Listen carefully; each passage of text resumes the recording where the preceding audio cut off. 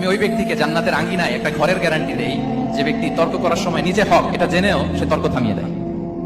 অনেক সময় হয় না, অনেকে পায়ে পাড়া দিয়ে ঝগড়া করতে আসে, এরকম আসলে নাই?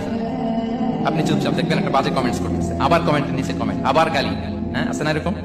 বিষ্ণু বলেন নিজে হক এটা জানার পরেও আর যাতে তর্ক না বাড়ে, যে তর্ক থামিয়ে দেয় জান্নাতের আঙ্গিনায়, তাকে আমি একটা ঘরের গ্যারান্টি দেই।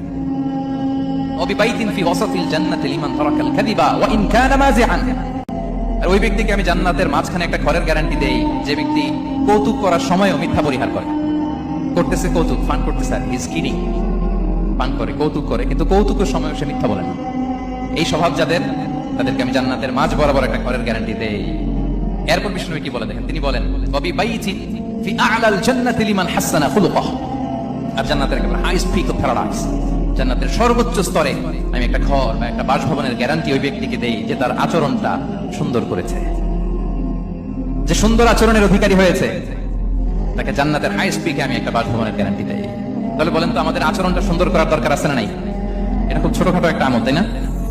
কথা বলেন দক্ষিণ কোরিয়া প্রবাসী ভাইরা, আওয়াজ করে বলেন, এটা কি ছোট আমল? দেখলে সালাম দিব, সুন্দরভাবে কথা বলবো, ভালো উইশ করব, হ্যাঁ, হিংসা জিঘাংসা অহংকার থেকে মুক্ত থাকবো, খিটখিটে মেজাজের হব না, অলওয়েজ স্মাইলিং ফেস থাকবে আমার, হৃদ্যতাপূর্ণ আচরণ। এই কাজটা কি ছোট আমল? আওয়াজ করে বলেন, এই আমলটা কি ছোট না বড়? প্রিয় ভাইরা, বিষ্ণু ইসলাম সবার সাথে এরকম মাধুর্যতাপূর্ণ আচরণ করতেন, ছোট থেকে বড়, নারী থেকে পুরুষ, বন্ধু থেকে শত্রু, সবার সাথে সুন্দর আচরণ করতেন। এবং তার এই চমৎকার আচরণে মুগ্ধ হয়ে তার অনেক শত্রু মুহূর্তে তার বন্ধুতে পরিণত হয়েছে।